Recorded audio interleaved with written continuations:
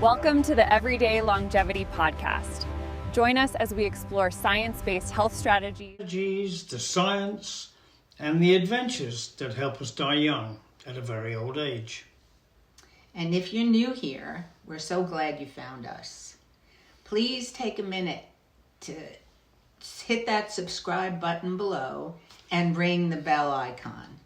It helps the algorithm show this to more people who just refuse to slow down.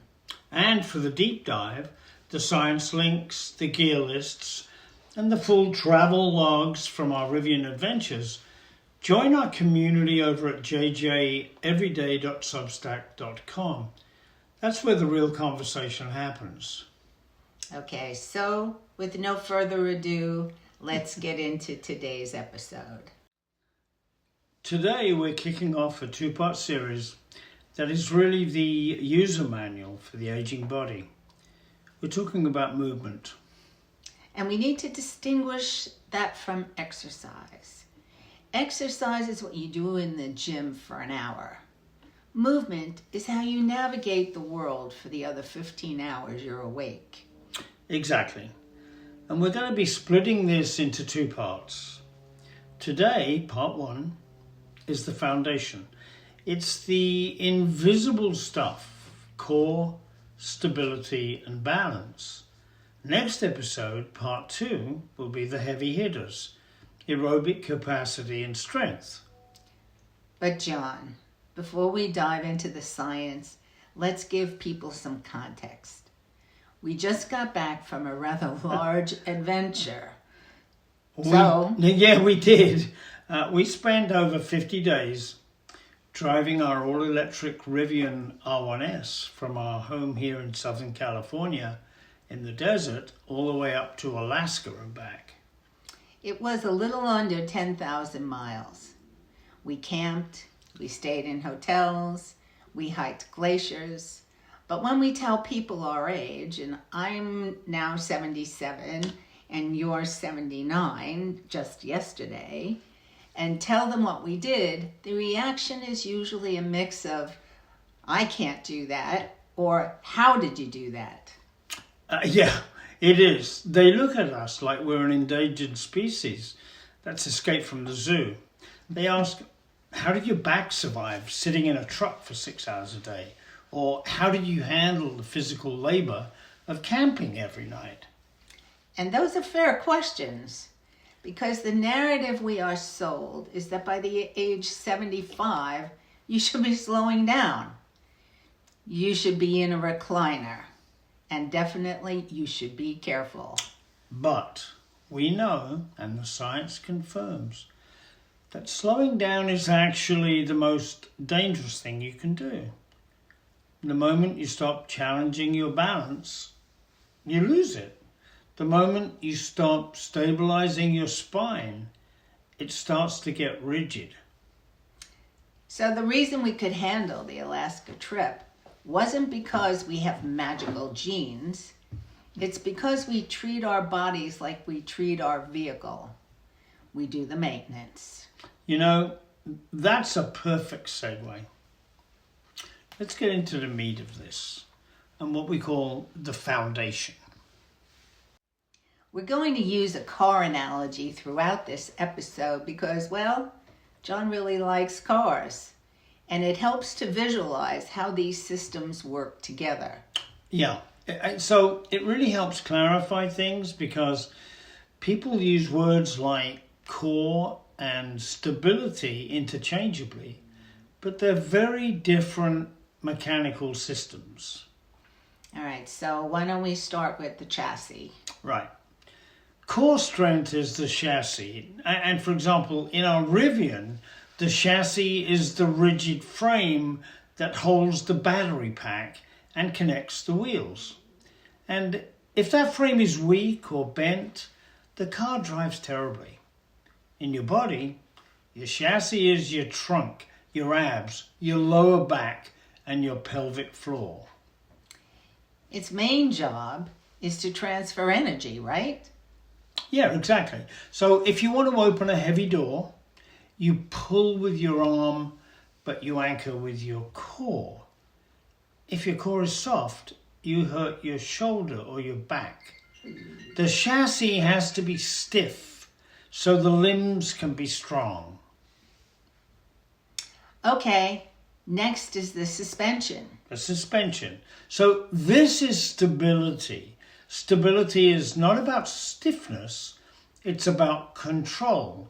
It's the shock absorbers. So when you hit a pothole, the suspension absorbs that energy so the car doesn't bounce off the road. In the body, this is what protects our joints. Yeah, so when you step off a curb that you didn't see, or you slip on a wet floor, stability is the system that clamps down on the joint to prevent it from hyperextending. It prevents the injury. And finally, last but not least, the sensors. The sensors. So this is balance. In modern cars, you have cameras, radar, LiDAR, all telling the computer where the car is in space. And if a sensor gets mud on it, like it happened in Alaska. Yeah, right. Lots of times. The car freaks out. It can slam on the brakes. The human body is very much the same. Our sensors are our eyes, our inner ear, and the nerves in our feet. And as we age, those sensors get muddy. They send bad data to the brain. And when the brain gets bad data, it makes you feel dizzy or unsafe, so you take smaller steps. You shuffle. I see people shuffling all the time. And that shuffle is the beginning of the end for independence. So let's double click on the core. John, tell them about our camping setup, because that was the ultimate core test. It was. Right. So we didn't sleep on the ground. We slept inside the back of the Rivian R1S. We had a Napier tent that attached to the open rear hatch like an umbilical cord, which gave us extra living room. But the bedroom was the car itself. We had a wonderful memory foam mattress back there that we never undid the whole trip. It was incredibly comfortable and comfy. But here's the catch. To use the bed, the back of the car had to be empty. Oh, which meant every single night we had to do the camp shuffle. The shuffle. We had heavy storage boxes, a large portable refrigerator, and a massive supplemental battery pack. Yeah, and that battery pack is dense. It's heavy. So every evening we had to lean into the back of the truck, lift this heavy gear, twist and carry it out to the tent area. And every morning we had to do it all again, lift it all back and put it in. That movement, reaching forward, lifting a weight and rotating, is exactly how most people throw out their backs, aka I tweaked my back. Yeah, it's pure leverage. The load is far away from your body, and if your chassis, your core, isn't locked tight, your spine takes the load. And if we hadn't trained our core, our trip could have ended on day 3 with a blown disc. A lot of people our age suffer from lower back pain.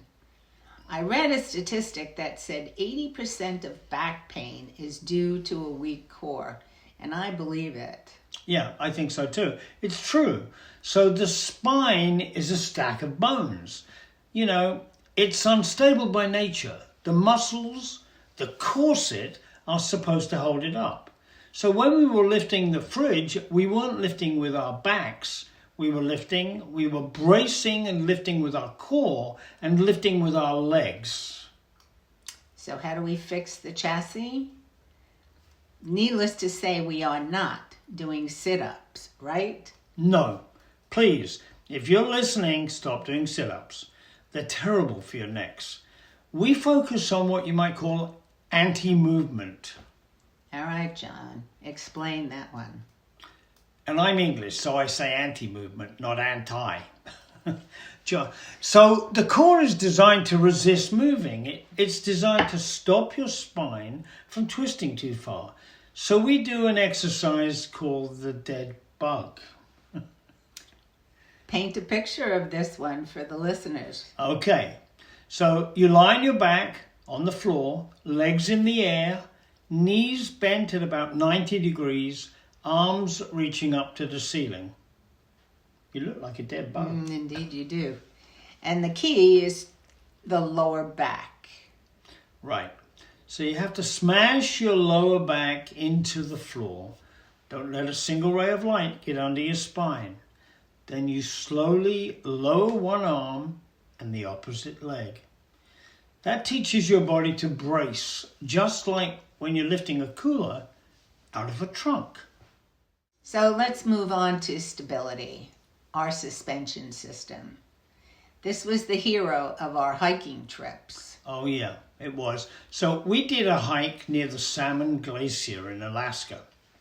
And the terrain was what they call scree, so that's loose rocks. And every time you put your foot down, the ground shifts an inch or more maybe. And if your suspension is loose, that shifting ground travels right up to the knee and twists it. Exactly. So stability is mostly about the hips and the ankles. But going back to the campsite, carrying those boxes over uneven ground, stepping over tent stakes, maneuvering around the fire pit. By the way, it's amazing we didn't trip on those stakes. It is. And that's dynamic stability. It's one thing to balance on flat ground.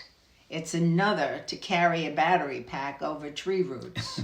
I want to talk about the hips because women specifically are prone to glute amnesia. Glute amnesia, great term. It means your butt muscles have forgotten how to fire because we sit so much. Yeah. I think it also applies to men as well. It does. So when your glutes don't fire, your hips wobble. And when your hips wobble, your knees cave in. That's why so many seniors have knee replacements. It's often a hip problem, not a knee problem. And we have 3 between us. We do. So we have to wake up the suspension. What's your favorite move for this one? We have to clamshell. I do these while watching TV. You lie on your side, knees bent, feet touching, and you open your top knee like a clam opening its shell. Pretty easy. Yeah, but the trick is don't let your hips roll back. Keep your pelvis stacked. You'll feel a burn right in the side of your hip, and that burn is your suspension getting stronger. And that's the muscle that catches you when you stumble on a hiking trail. Now we get to the big one, balance, or the senses. John, share that scary statistic again. It bears repeating. Okay, so, and this is terrible, but falls are the leading cause of injury-related deaths in adults over 65. Not car accidents, falls. And it's a spiral. You fall once, you get scared. You stop going out. You get weaker. You fall again. We want to break that cycle. Balance relies on 3 inputs. Vision, your eyes, they tell you where the horizon is. Vestibular, your inner ear, it tells you which way is up. And proprioception. So these are the sensors in your joints and your feet which tells you where your limbs are. The problem is, as we age, we become very visual dependent. We rely 100% on our eyes because the other 2 systems are not reacting. Which works until you have to get out of the Rivian in the middle of the night to use the restroom. It's pitch black in the Napier tent. You can't see the horizon. And if your vision is gone and your other sensors are weak, that's when you fall. So we have to train the other sensors. We have to, in a way, clean the lens.